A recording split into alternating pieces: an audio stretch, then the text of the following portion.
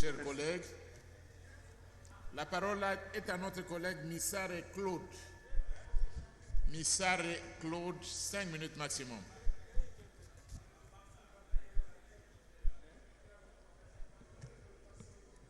Merci, Honorable Président, pour ce temps de parole.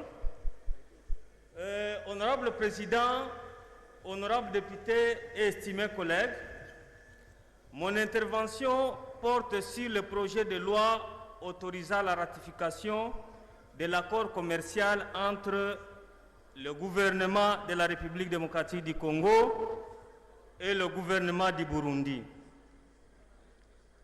Honorable Président, honorables députés, chers collègues, c'est bien de ratifier les accords commerciaux signés entre la RDC et le Burundi pour l'intérêt de notre peuple, pour la cohésion sociale entre les deux peuples.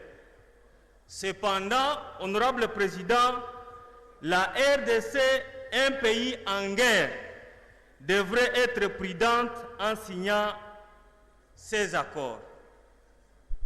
Honorable Président, j'ai lu cet accord et je confirme que la vision de notre gouvernement en signant cet accord est louable.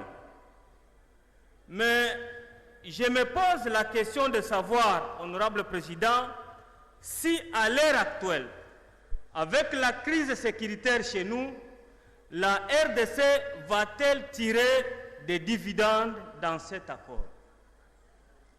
Honorable Président, ma circonscription électorale partage ses frontières avec le Burundi, un pays qui contribue à l'insécurité dans le sud de la province du Sud Kivu, et plus particulièrement à Uvira, Fizi et Mwenga, même si aujourd'hui les relations semblent évoluer positivement.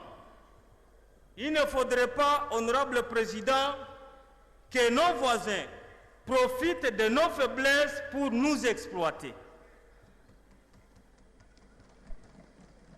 Honorable Président, si vous allez à l'article 2.1 de cet accord, il est dit « Le marchandise sélectionné et convenu entre les deux parties qui sont cultivées, produites ou fabriquées dans le territoire de l'une ou des parties seront importées dans le territoire de l'autre sans droit de douane avec des tarifs préférentiels pour les autres services œuvrant aux frontières. » Mais, Honorable Président, je vous apprends que le territoire d'Uvira, le territoire de Fizi, dépendent sur le plan alimentaire à 90% du Burundi. La viande que nous consommons à Uvira, le pondu, madesu, la farine et même le piment, Honorable Président, vient du Burundi. Qu'est-ce que le Burundi va importer chez nous sur le plan alimentaire? Fizi, Mwenga, Uvira ne produisent rien, Honorable Président. Honorable Président, nos voisins ne sont pas honnêtes avec nous. Tous les groupes armés qui insécurisent... Honorable, veuillez rectifier. Vous ne pouvez pas dire que Fizi, Mwenga ne produisent rien. Oui, ils ne produisent rien sur le plan alimentaire, Président. Le tomate, la farine, le madesu, les haricots que nous consommons à Uvira viennent du Burundi, Honorable Président. Le ministre lui-même, il y a quelques mois, il était au Sud Kivu en mission. Peut-il nous dire qu'il y a ce qu'il a consommé qui n'est pas venu de l'étranger? Tout ce qu'il a consommé à Bukavu, que ce soit les poissons, le bougari, tout est venu de l'étranger, Honorable Président. Honorable, veuillez rectifier. Vous ne pouvez pas dire qu'une grande partie de notre peuple, sur une grande partie de notre territoire, ne produit rien et on ne consomme que l'étranger. Honorable Président, jusque-là, je suis dans le secteur agricole.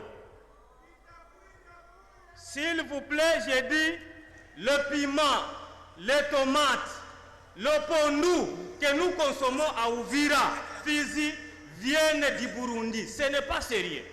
Parce que le Burundi s'arrange pour sécuriser nos territoires et comme ça, nous, on ne cultive pas pour dépendre du Burundi. Ce n'est pas sérieux.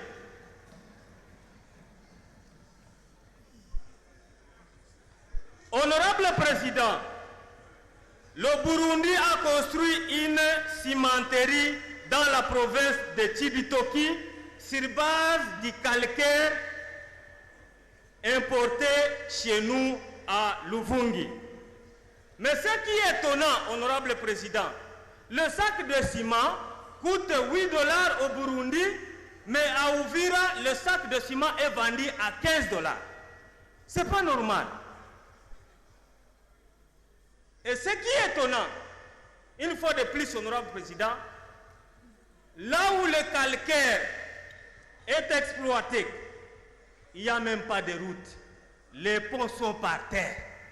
Nous voyons seulement le calcaire partir au Burundi, mais ces gens ne se donnent même pas le courage de fabriquer ou de réhabiliter, n'est-ce pas, nos routes qui leur servent pour transporter nos calcaires. Sur le plan sanitaire,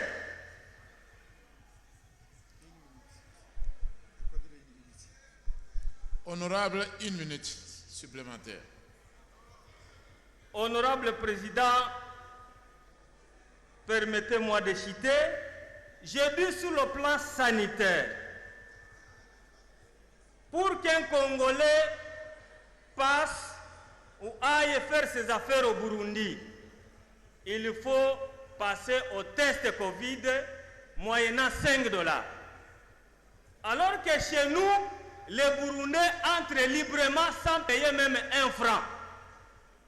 Moi, je me pose la question, c'est quel genre de collaboration qu'il y a entre la RDC et le Burundi? Nous devons quand même être sérieux.